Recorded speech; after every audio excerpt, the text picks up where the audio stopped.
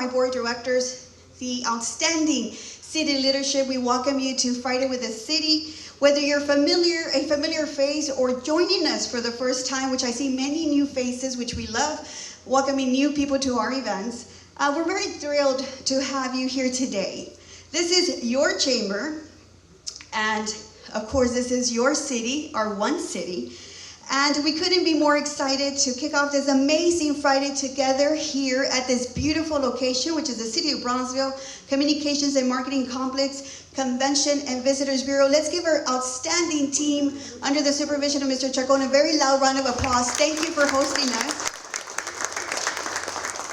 Helen, I do want you to know that we really love this facility. It has everything, and it's so close to our office. We just literally get in our cars 1 minute and we're here, which we love it.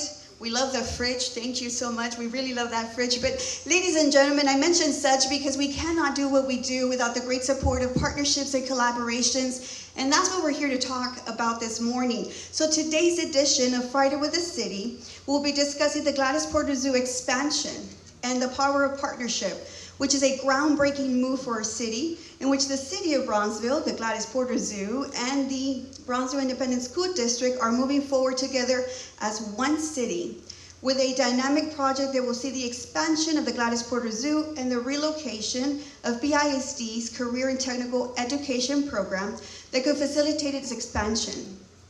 The city has purchased the former Cummings Middle School from the school district in a sale worth an estimated $16 million. The former school campus will be used to expand the zoo, nearly doubling in its size. The enhanced zoo property will include a new entrance complex and a multi-level parking garage and a new animal exhibit or exhibits.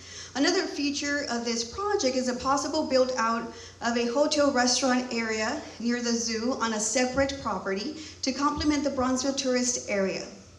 Meanwhile, ladies and gentlemen, the school district will move its Career and Technical Education campus, known as CTE, from the former middle school to a new site.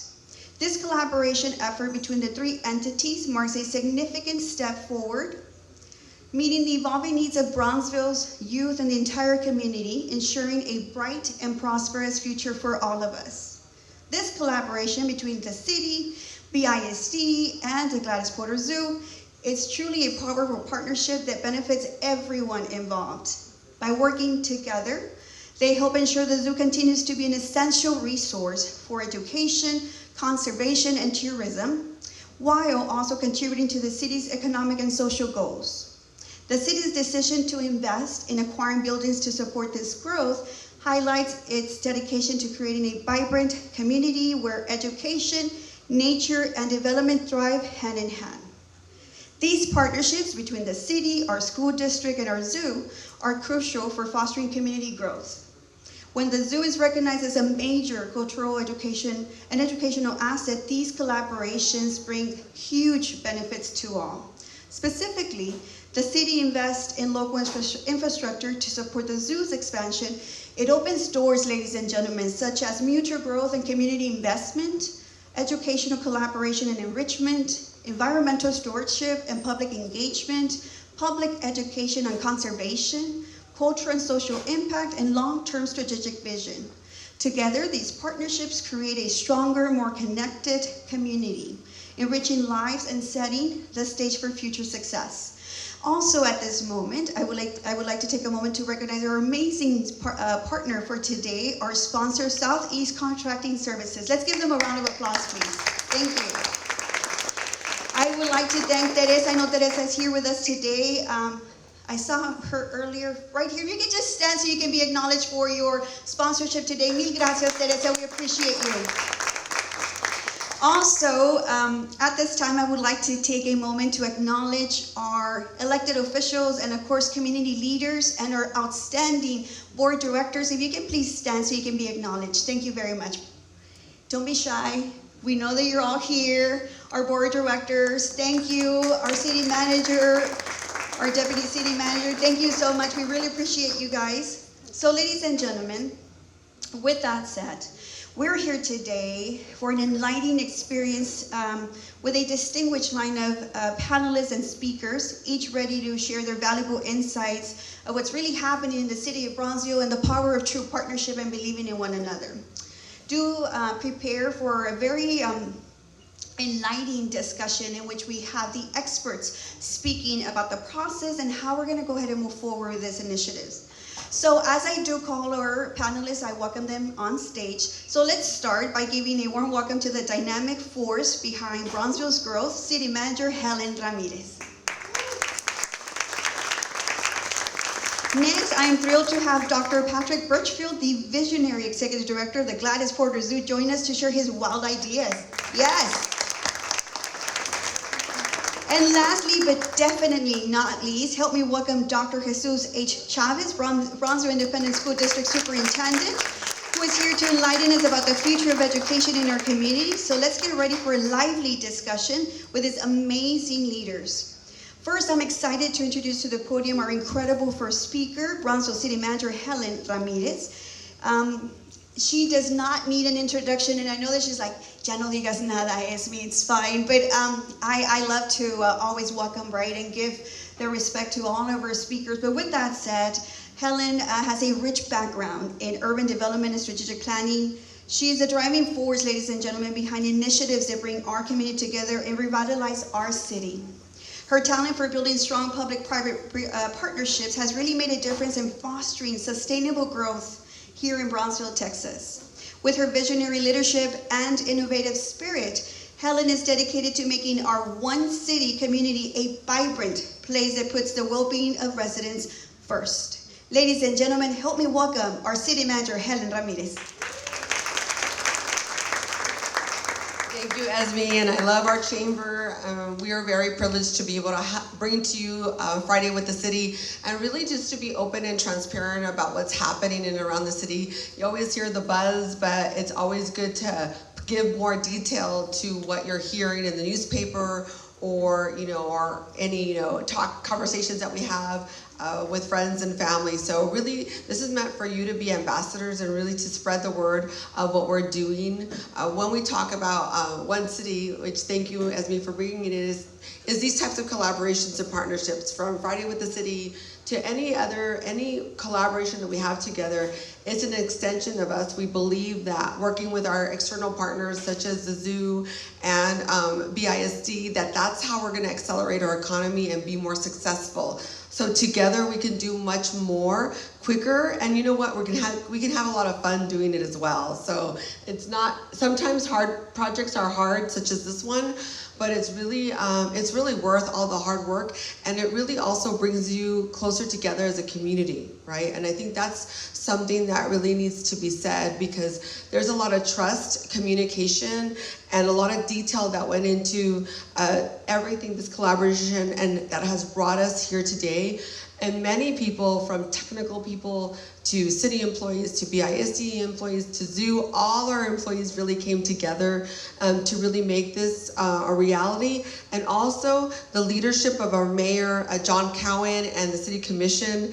In addition, the leadership of the board of trustees, or BISD, and the zoo board. So look at all those boards that we're talking about, and officials. If you really think about it, it's their leadership with unanimous vote of approval in many of these complex documents, from a lease agreement to a purchase and sale agreement.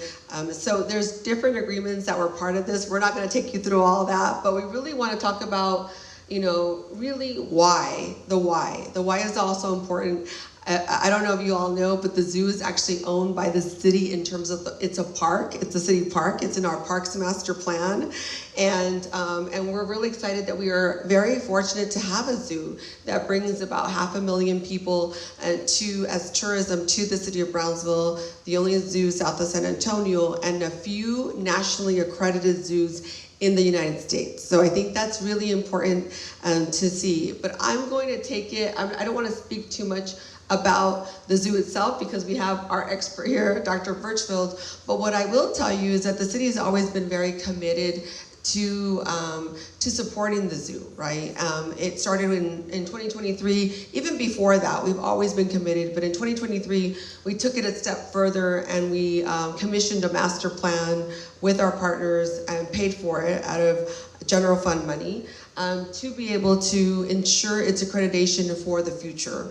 And so they've gone through the process. The master plan was the first step of that journey.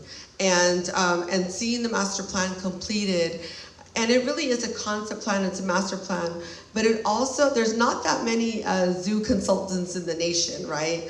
And there's also a zoo economist, believe it or not, I learned that. And so that we selected the best in the nation because we deserve the best, right? I think that's very important. When we think about mindset, it's not just about hiring anybody, right? It's about hiring the best because of our nationally accredited zoo and because we deserve the best in our community. And so with that, I'm going to turn it over to Dr. Burchfield, who is a wonderful person, a wonderful mentor to all of us, and such a privilege to have him with us today.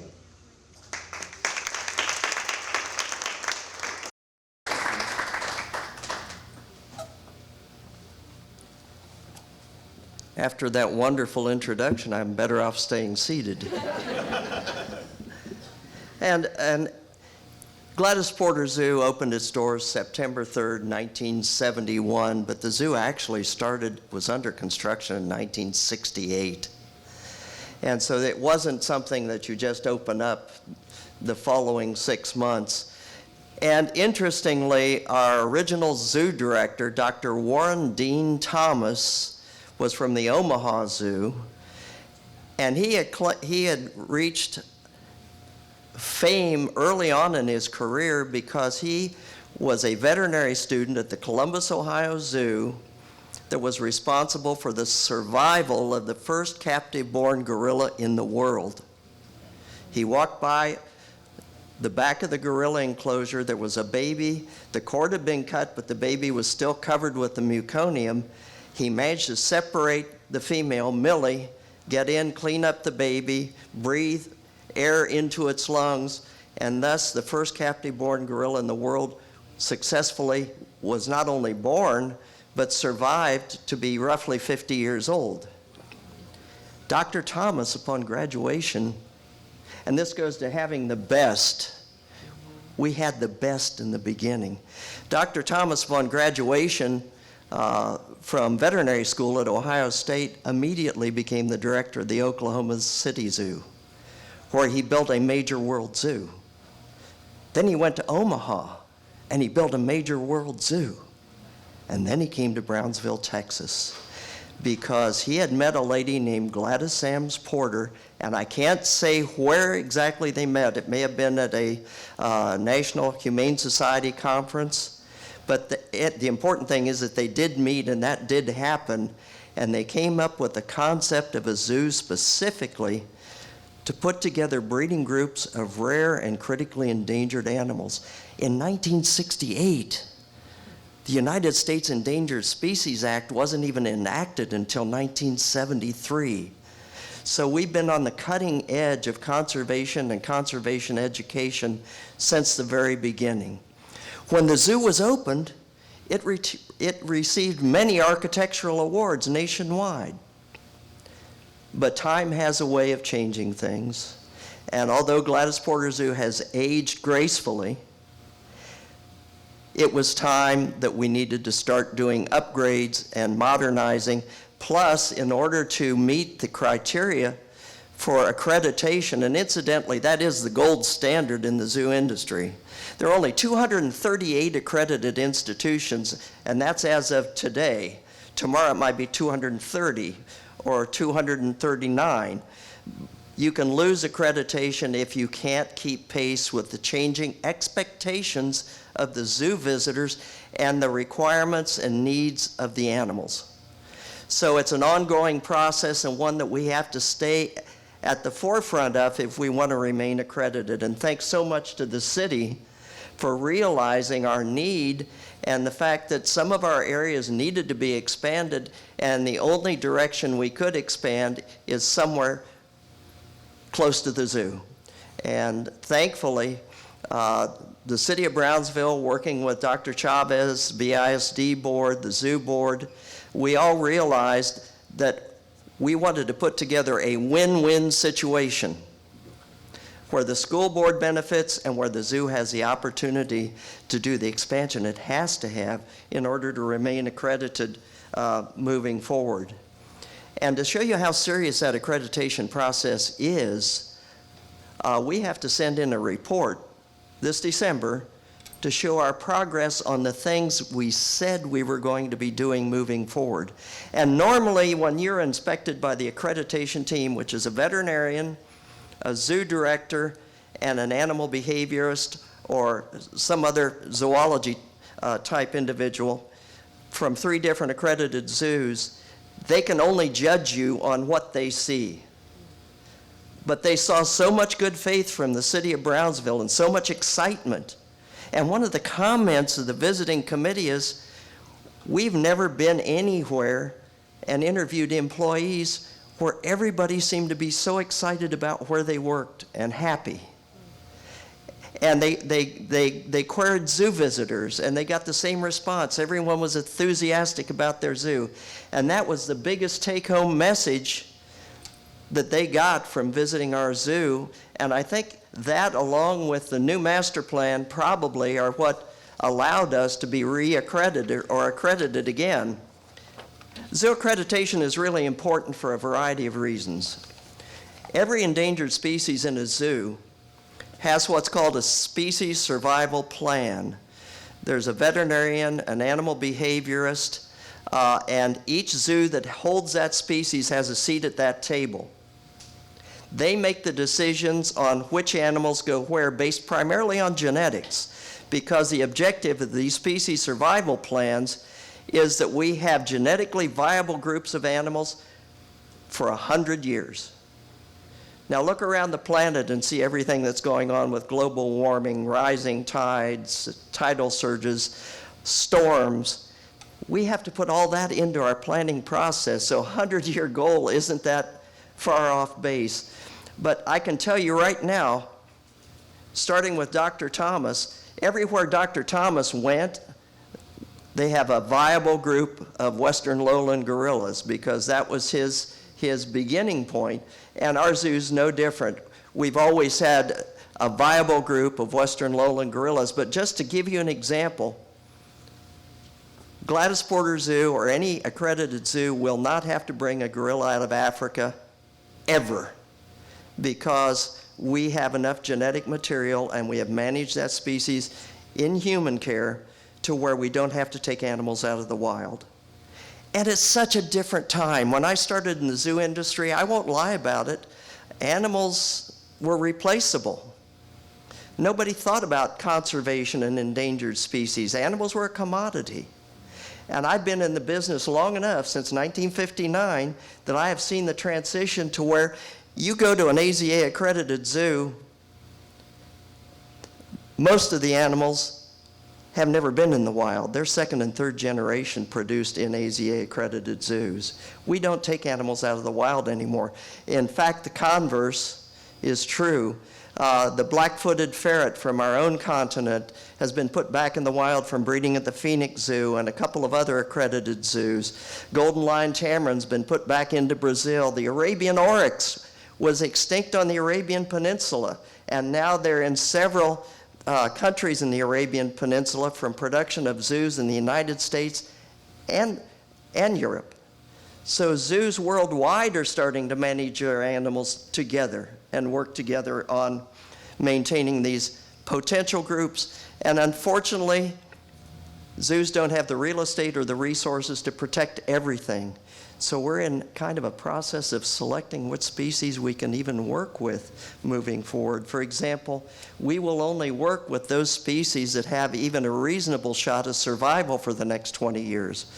Like when I began at the Gladys Porter Zoo 54 years ago, there were 13 types of tigers. Now there are 7. And most of those populations are not sustainable in the wild, so we as a zoo community will select those that have the best chance of survival in the wild to work with to set up those breeding colonies. But anyway, our zoo, like all accredited zoos, need to show meaningful progress moving forward in order to remain accredited.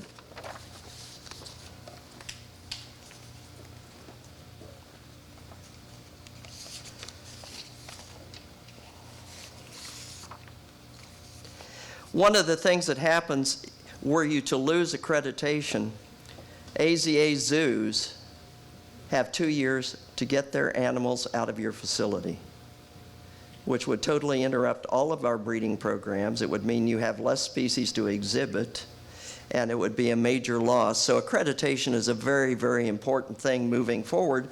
And not only do we not want to lose accreditation, but it would also result in probably lower visitor traffic, because public would realize you don't have this animal species anymore, you don't have that animal species any longer. And that's already happened to us.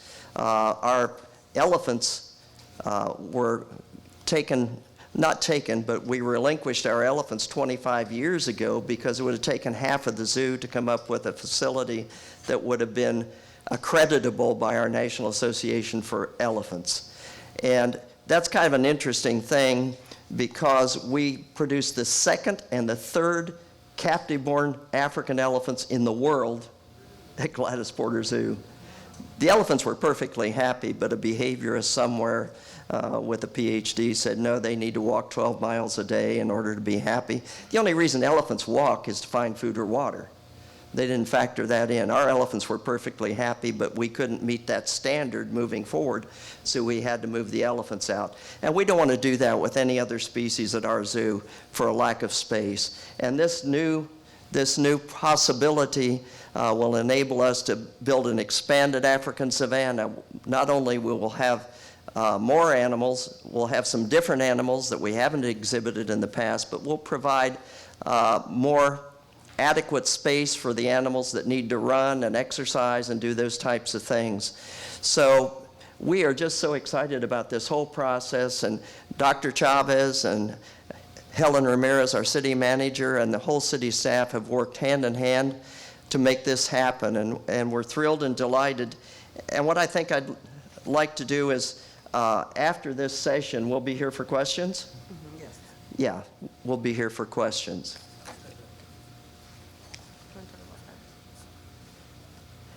In terms of the new redesign improvements, we will have a zip line, and if I'm not mistaken, I think the bids came in yesterday, and so hopefully we'll be breaking ground on that. We already have the equipment at the zoo, it's ready to put up, but we had to have a construction company capable of doing that type of construction.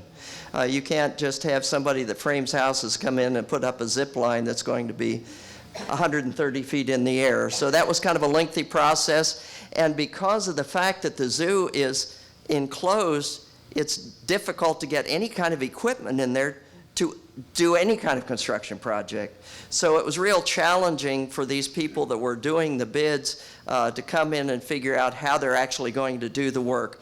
But I hope to see them breaking ground, in the next 3 weeks, month at the latest? Breaking ground, yeah. Yeah, we should break ground within 3 weeks to a month, I hope. The new lion exhibit. Our lion exhibit was one of those facilities that was deemed too small for the species. We are going to convert the current camel display, which was originally for elephants, into an African savanna. We'll take the public out into a rock kopie with 340 degrees of viewing lines, which may be a little unnerving for some people. But it's going to be an immersive exhibit. And what used to be the old elephant barn, which is currently our aquatic quarantine building, that will become a nocturnal exhibit. So again, we're going to get the people in out of the heat, the rain, the cold, the hot. And every project we do, we're thinking about our ever-increasing temperatures here in the Rio Grande Valley. And we want to be able to advertise the zoo and say, rain or shine, hot or cold, come to the zoo and relax and enjoy the animals. And that's part of our total thought process on everything we do moving forward. The nocturnal exhibit will have some small nocturnal primates, maybe a new, bigger bat display for those of you that are bat fans. There will be a viewing area, stairs, and a ramp. Another project that we're working on is the total renovation, well, initially demolition and renovation of our petting area, which has been called the Small World, the Patty Gorgeous Small World. What we want to do there is create an area for all children and adults where children with special needs can actually participate and do things, not just watch other children do them. I've seen that at so many parks where the child in the wheelchair is sitting on the sidelines watching, even some of the redesigned parks that supposedly address that need. But we're going to be really creative. We're going to go out and we're going to build things specifically for them that you won't see anywhere else in the state or perhaps even the country. And we're working with all these groups to help us engineer and design, because we realize that some children can only participate for 6 minutes and they may have 2 people assisting them. Whereas other children, different places on the spectrum, are fully functional. We will have changing rooms for adult-sized individuals. See, once children reach 18 years of old, who takes care of those folks? We're going to factor that into the new Small World. I promise you something that will be world-class and state-of-the-art. In order to make that happen, we have to rehome all the animals that are currently in Small World. Come to the zoo now and see La Huasteca, El Mundo Huasteco y Totonaco in construction, because it's fantastic, and you're going to be blown away with the end product. We are reproducing a Huastec Totonac pyramid, which will house the animals internally, but they'll have lush tropical habitats. And these are the animals that have lived in small enclosures in Small World for too many years. The Small World enclosures were 50 years old 50 years ago. They were built specifically to the design of Brazilian biologists insisted that we build them that way or they wouldn't send us their marmosets and tamarins. And they were 50 years old the day we built them. Well, that makes them 100 years old now. But we're going to tear those all down, and these animals will live in lovely new habitats.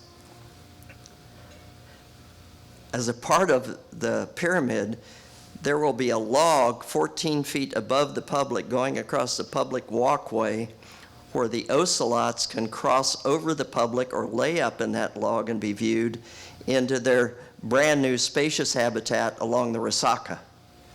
So we're now going to have a really state-of-the-art ocelot exhibit, and we're participating in artificial insemination of ocelots, a project with the Cincinnati Zoo and the East Foundation, the Clayburgh Foundation. They're wanting to enhance the ocelot population here in South Texas, but we're part of the experimental research in trying to get that technology down to a science. So a lot going on at the zoo. You need to come and see for yourselves. And again, I think you'll be blown away when you see the Huastec Pyramid that's under construction. But this is just previews of coming attractions. The zoo's going to get better and better, and the new expansion, we want it to be totally immersive. For example, you'll go through the bananas and bamboo and pop out, and then there's the gorilla exhibit.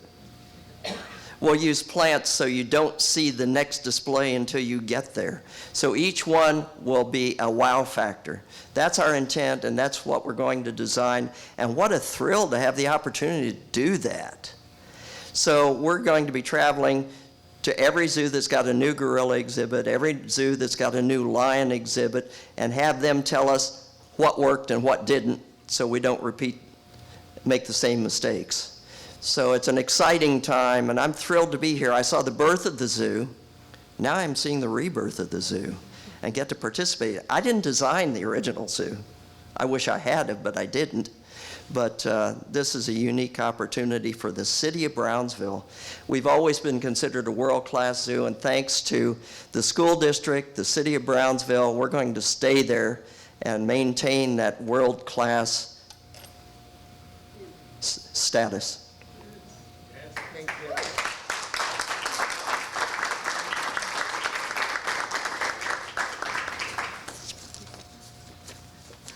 So just going through some of the time frame. Thank you, Dr. Burchfield. I love the history also. We're recording this also. That's good to learn. Every time we're with Dr. Burchfield, we'll learn something new about our origins, right, and the why behind the zoo.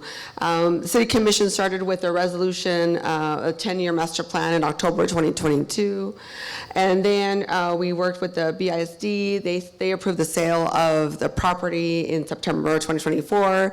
The transfer has gone through, so we've closed on the transaction.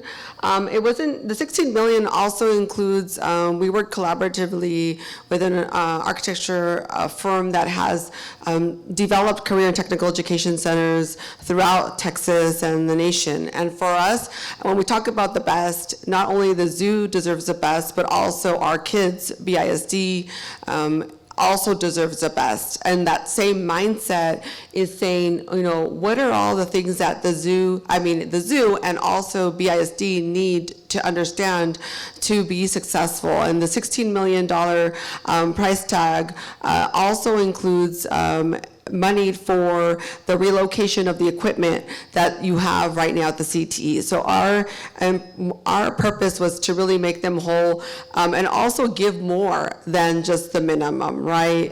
There was about $500,000 for the relocation, but another $900,000 to buy more equipment. And so, you know, we wanted to make sure that BISD didn't expend any money in evaluating their existing career and technical education center. And it was wonderful to see their staff and our staff travel throughout the Dallas-Fort Worth area to also visit other CTEs, right? When they're reimagining, you know, the future of what they want to see in the program.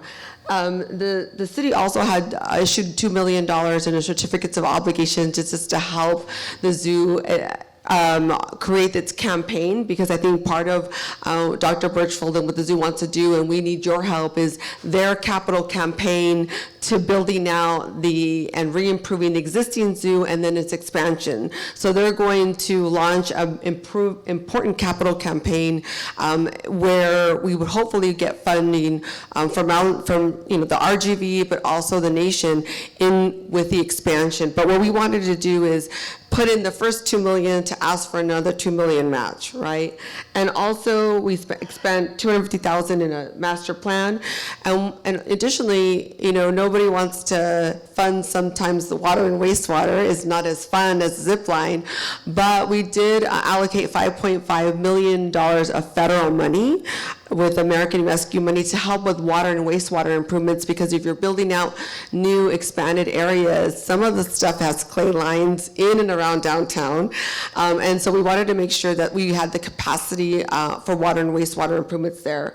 And we're working with the Brownsville Public Utility to also do those improvements. And also, you know, providing enterprise project management services. We have Roberto here as our director, but really the zoo does what it does best, which is just care for animals and operate the zoo. What we wanted to do is be an extension of them and assist with project management services. So the city has its own enterprise-wide project management office, and we assist through construction management and project management many of their projects to ensure success in that process. And so I'm going to ask Dr. Chavez come up here and really speak about the Career and Technical Education Center and really congratulate you for you know, the state of the district and really everything that you're doing. Congratulations.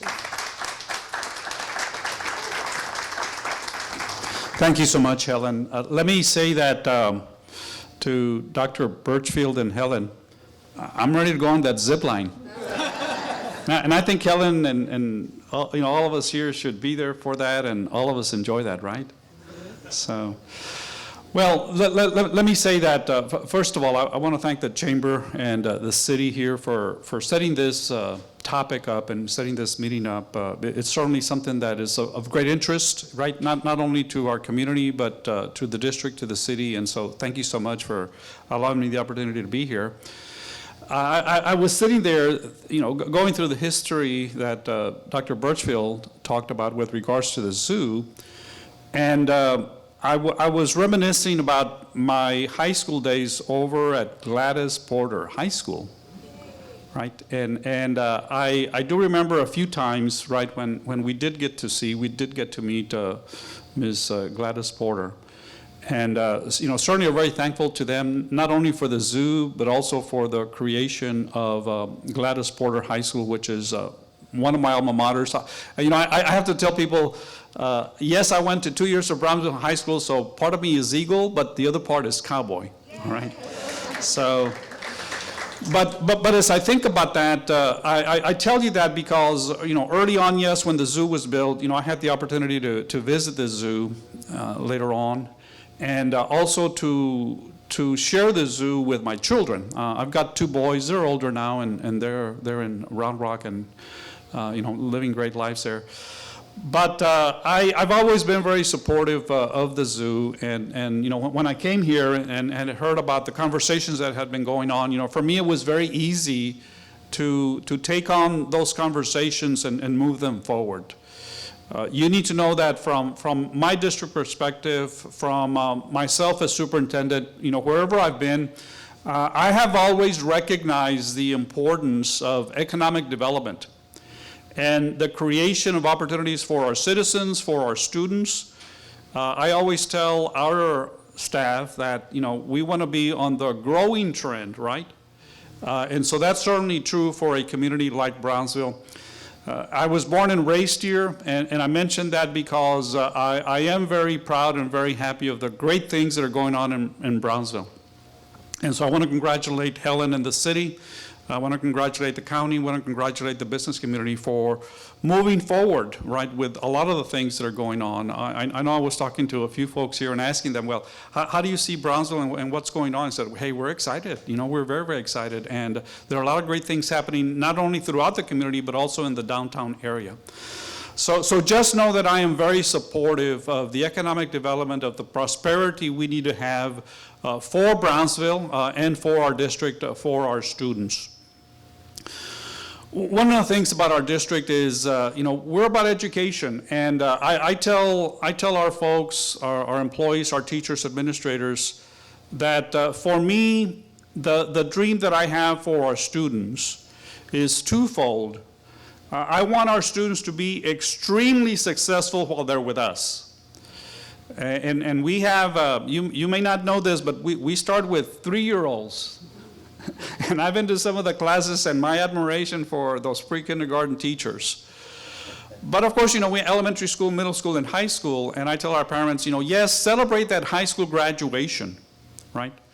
Have the big party, invite family from California, from Mexico, wherever they may be, Arizona, New York, wherever they may be, invite them and have that big celebration, but also plan that college, university graduation, right? And yes, we do a really good job of sending our students forward and having them be successful, in college at the university level. But you need to know that that part of DREAM also encompasses career and technology education. And that for me, that's critically important. You all know Ms. Benita Villarreal, who heads that. We've got a few people here who can answer some specific questions about that. And it's critically important for me, and it's critically important for our community. Because yes, while we have students that go on to the 2-year program, the 4-year program, we also want students who go that certification route, right? Because, and you think of your particular class, your particular graduation, and students going forward, right? And I want all of our students to get education beyond high school, right? And CTE is a critical part of that. We have a very rich programming already for our students.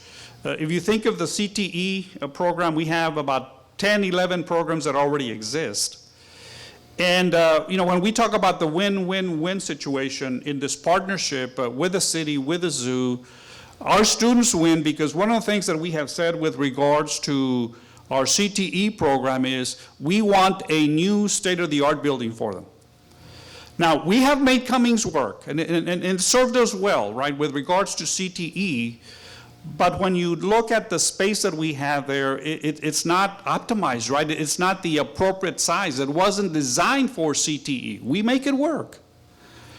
But imagine a space that, yes, is state-of-the-art, that is of appropriate size, that does have the appropriate stations for all the work that students are doing. That's what we want. And in addition to that, we also want the capacity to expand, to grow the program.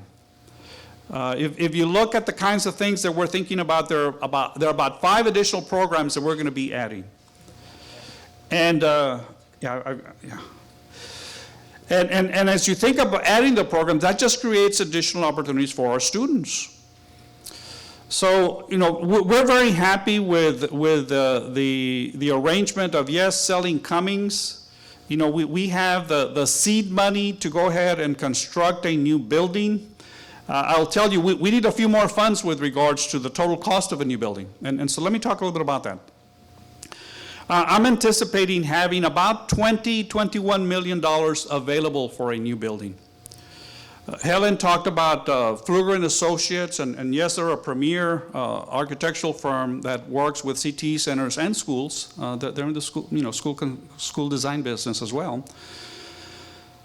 When they looked at replacing what we have at Cummings, and optimizing the space to appropriate size, appropriate stations, appropriate design, we're looking at a cost of about $43 million. Now remember what I said, I'm anticipating having about $21 million. So that means I need about another 22.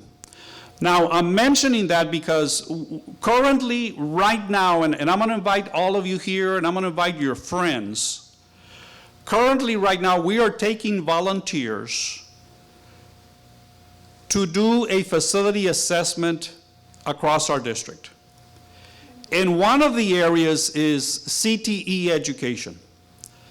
CTE education from the aspect of a new center, but in addition to that, what are the improvement needs that are necessary in our 6 high schools in CTE?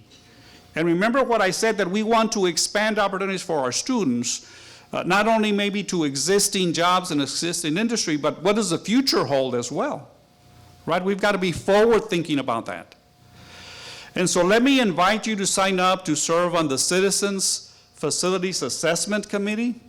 I'm anticipating having about 40, 50, 60 individuals who will volunteer. We'll have elementary committee, secondary committee, we'll have a district facilities committee. Some of you who like the numbers and the accounting piece, will have a finance committee, to take a look at what the improvements cost, what kind of tax rate, what kind of bonds do we need. That application is open right now on our website. It pops up, you go to bisd.us, it pops up, you go up a link, you click on that link, and it takes you to an application.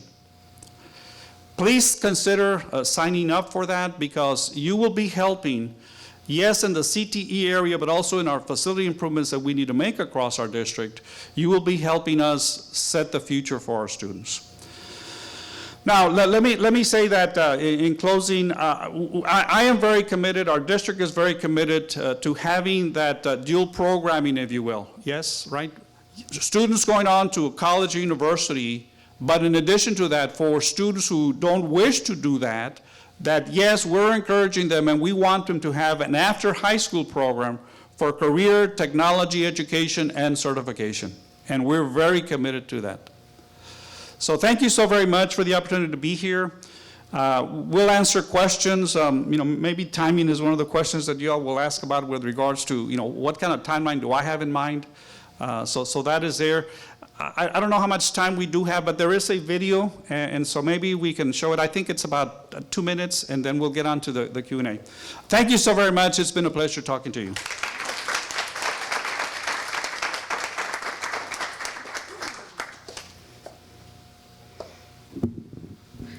And we have a video that we're going to display or show at this moment, and then we're going to go ahead and proceed to the Q&A.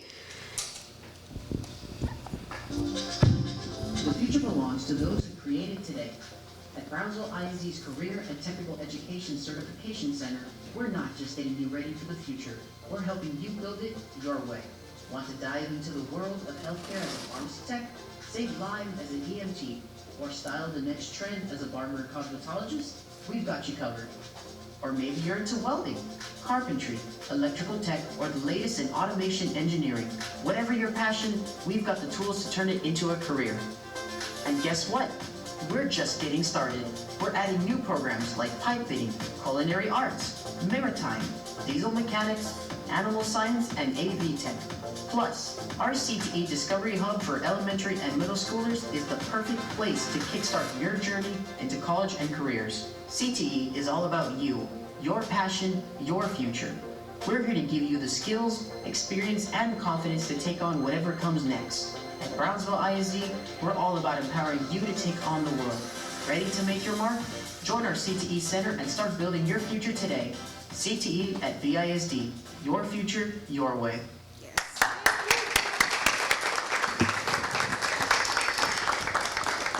Ladies and gentlemen, I would like to thank and help and ask you to help me thank our outstanding speakers for their passion to serve our community and for really being, catalysts of change moving forward as a city, creating opportunities for next generation. So help me give Dr. Chavez, Dr. Burchfield, and of course Helen Ramirez a loud round of applause. Thank you. So with that said, at this moment, we open our Q&A session. If you do have a question, we have our team members, and I also know, yes, Astrid to my right here. We will take your question and address it, of course, to any of our speakers. I do ask that you state your name and also your business name. So if anyone has a question, I welcome you to, I see a hand back there. Daniela, did I see your, okay, Daniela. Back there, yes, sir.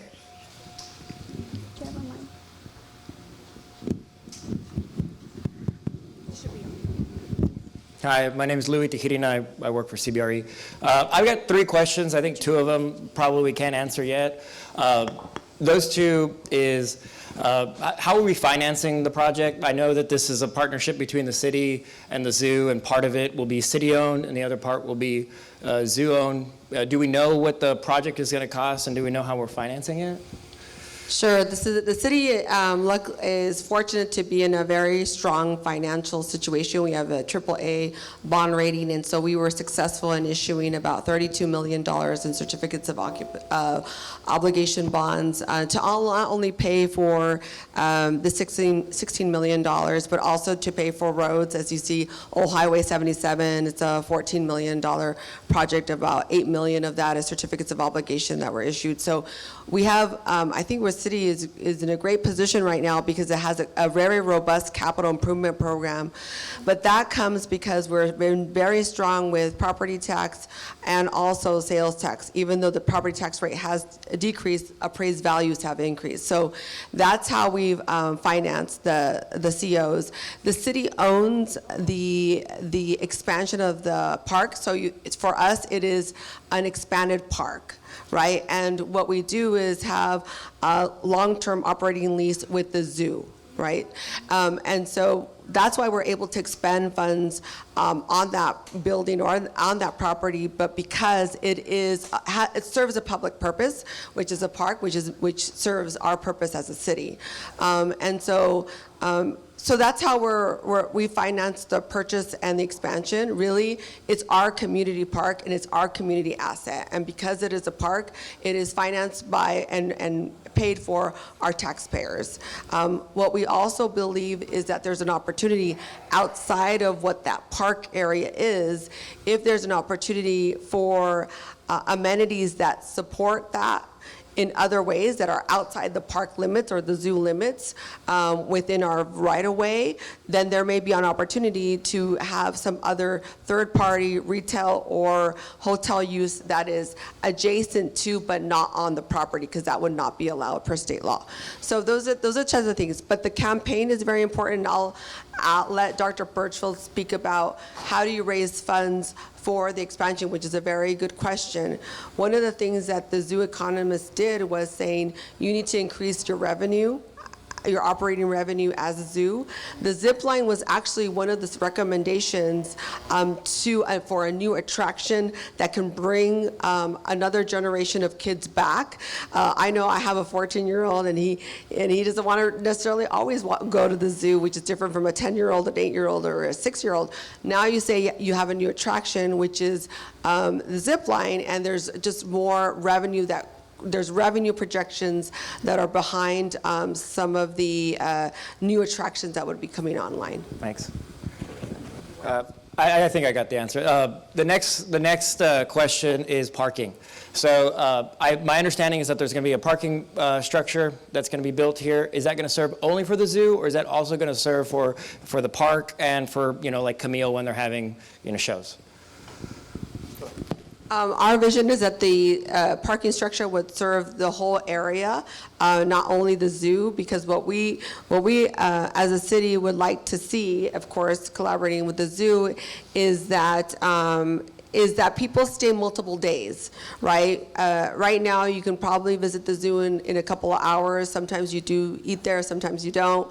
So we believe that with the Children's Museum and its expansion plans, the Camille Playhouse, everything, that becomes a whole an enhanced area of recreational activity and tourism activity where you could stay multiple days. So yes, we were going to look at cross connectivity between Dean Porter Park and the zoo, and that's really important. And the cannery is actually going to be open hopefully early next year as a permanent farmers market. So those are the types of things, like, we understand there is a need for parking, and so what we want to do is be able to address that with a structure. Do you guys plan to charge for that structure? We don't know yet. I think we need to see what the numbers are behind it. It's conceptual, but we'll see that. Maybe there'll be it depends how the numbers also come out. But that's a great question. If I could just expand on that just a tiny bit. Brownsville sits in a unique position. This development of that 6th and 7th Street corridor feeding into downtown Brownsville makes it one expansive project. And the intent, as Helen indicated, is for us to become a destination. We want people spending the night in our hotels, shopping in our stores. And the reality is we have 9 to 12 million people on South Padre Island every year. And going back in history, they'd get there, they'd get sunburned the first day, then they'd go shopping in Matamoros, and then they went to the zoo. It was a triangle. But we lost that. We lost that because of the unfortunate situation of tourism into Mexico. But we sit in a unique position. Now is our time to hatch the golden egg we're sitting on and create that vibrant destination with all of these attractions and enhancing downtown Brownsville to where it's one holistic project, not separate, different small projects. And this administration, the school district, we're one city, and that's the important part. But we've got to make it happen now. Mm-hmm. If we don't do it now, we've missed an opportunity. And I think that's a good segue to my next question. I think you guys are doing an awesome job working together. So you have Pierce Street and Ringgold Street. The city owns both of them. My understanding is that Pierce Street will be shut off, will no longer be a street because we're going to be doing things there. My biggest question is on Ringgold Street. So you talk about connectivity to downtown. Palm, 6th and 7th, 13th and 14th, International, all connect into downtown. Ringgold is the only two-way street that connects all of those roads. Are we going to have a flyover, or are we going to close off Ringgold between 6th and Palm? Yes, Joe, that's a great question. Part of the study, the master plan is a master plan. While it's it's somewhat conceptual, and so we are going to do a traffic study to understand what makes sense, right? We're not going to just close something off and not really have a study, and maybe a flyover or underground makes sense. It's more costly, but we're going to look at long-term solutions, and we're not going to create something that then causes another problem in the future. So I would say that is still, the detail of that is still to come, and we have the time to do it. What the accreditation board wanted to see is progress, and so just the agreement itself for land expansion was the critical path, right? So Dr. Burchfield will be able to report to the board that we've made progress and we have land for expansion. I think that was the critical point. Now it's real. There's going to be a transition time period of up to 3 years with BISD and the zoo and the city and the community to figure out what's the best circulation plan where everyone can be successful. I'm sure that can happen, and I would welcome you to be part of those discussions as we move forward, but there has to be a plan, a transportation plan behind any decision making. I just think, we have to have local people, because I don't think the traffic is the issue. So if you go back before the zoo, like my mom lived in one of those homes that was eminent domain, and they had to move to Southmost because, if you close that road, you've got all the houses that are Resaca front houses on one side, and then you have all the older homes on the other side. I don't think a traffic study is going to tell you that story. I think local people need to understand and need to be part of the discussion, because Ringgold Road is a major artery in the city. Sure, and I want to make clear that there's no decision on anything regarding the road circulation. I think that we have the great win, which is the expansion, and I think we need to really, I understand that, that's a great win, but we will engage the community in what happens in their neighborhood, right? Things are not done on top down. We haven't done it this way. We've done really bottom up, grassroots, and just have a great, open, and transparent conversation on that. But thank you so much. I appreciate it. Thank you. One thing I can tell you is we can't tunnel under because it would be underwater most of the time, so you wouldn't be able to pass through the tunnel. If there's a tunnel, it would be above ground. I mentioned Benita Villarreal a while ago, so I do want to mention, and we do have President Mr. Dorset here who can talk more specifically about CTE program if you do have that question. But I wanted to talk about the timeline, right? And the city, the district, we're working really well with each other, right? It's very obvious, and we're going to continue that. And so here in our agreement, because this really relates to, our students are going to continue to be there. Is this going to happen next year? Well, no, it's not going to happen next year. We in essence are leasing the building back, right? And we have up to 5 years longer if necessary. I am thinking, my hope would be that yes, in about 2.5, 3 years, right, that we would have a new CTE building, and at that point we would totally, we wouldn't be tenants anymore. We wouldn't need the lease anymore. That yes, totally the property then would go to the city. So just wanted to review that kind of timeline, and remember, we're still working on the additional part of the funding as well for that. We need that, right, to construct the new building. I would say that the lease is $1, so it's not a real lease. I mean, it's a lease, but and also to us, it was really important to also help to pay up for the operational costs of the building, even while the students are there. So, and that's another thing. Like, let's not put a burden on our schools, because they need to plan for their future. And so that I just want to reiterate that the city is trying to be as helpful as possible. And I tell you, the city's been wonderful to work with, and we're going to continue doing that. To our citizens out there, remember that it's the same dollar, right? It's city and/or it's district who's going to cover the costs, and ultimately, yes, we all help with that. So just wanted to emphasize that. Thank you. And then finally, I think our EDCs, I think the Greater Brownsville Centers Corporation, the Brownsville Community Improvement Corporation, can also be a part of that future CTE with financial support or on the technical support. I think that's what our schools need from our EDCs as well. And so I know they've been very vocally supportive of it, and we do want to continue that relationship, I'm sure.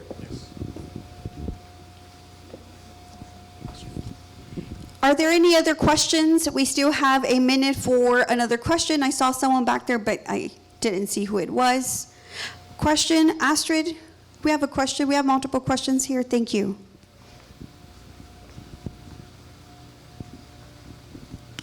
Good morning.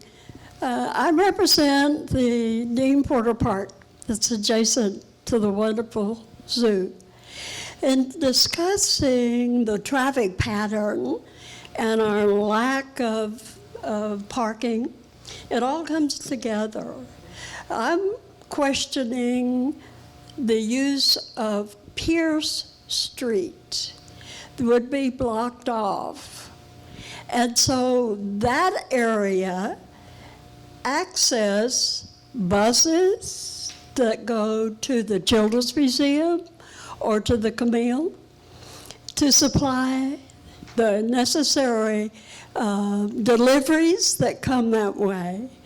And if there is a blockage of piers, where do those types of vehicles go to get into the Dean Porter Park? Sure, and I'll reiterate that study will be part of a more detailed study of how we do that. And I think what part of that, it would be premature for me to say how that's going to be resolved, or even if anything will be closed at this point. I think we have to understand the operations of our partners better, right? And to understand their deliveries and all those things. But what the zoo will also have deliveries and those needs as well. So what we'll talk is collaboratively, right? And better understand, so we're not in a situation where we create additional pain points. But I think that I would also ask everybody to just participate, right? Because that's the way we're gonna understand everybody's needs, right? And how we try to solve and create that win-win situation. But for now, everything remains as is until such time that we have those conversations and understand the needs. Thank you. Manny? Oh. Okay, great. Manny, I know you have questions all the time. So, so ladies and gentlemen, what a beautiful morning for everyone who is here today. I do want to once again say thank you to our panelists for their insightful contributions. Ladies and gentlemen, it's clear that Brownsville isn't just growing, but most importantly, it's thriving by embracing change and fostering partnerships. So let's give them a round of applause, please. Thank you, Dr. Chavez, Dr. Burchfield, and of course, Helen. As we get close to the end of today's program, I do want to ask for everyone to help me thank the outstanding team from the City of Brownsville Communications and Marketing Department under the leadership of Manny Chacon. Gracias, Manny. Mil gracias. Also, I would be remiss if I don't take the opportunity to say thank you to our team, your team at the Brownsville Chamber of Commerce, my team. Thank you for waking up so early and being great part of this event. Most importantly, friends and colleagues, as we come to a close, I do want to say, and I also want to kindly and respectfully remind you that a very informed community is a strong community, and you are paving the way for future generations. So I do challenge you to create a vibrant, lasting impact, but most importantly, go out there and explore Brownsville. There's so many beautiful things happening. In fact, this weekend we have Jazz Festival. We have the Pumpkin Patch also at our park, right, where our zoo is. But most importantly, Brownsville has everything and anything that you need. It is up to you to showcase our story. Ladies and gentlemen, thank you so much. This adjourns our program.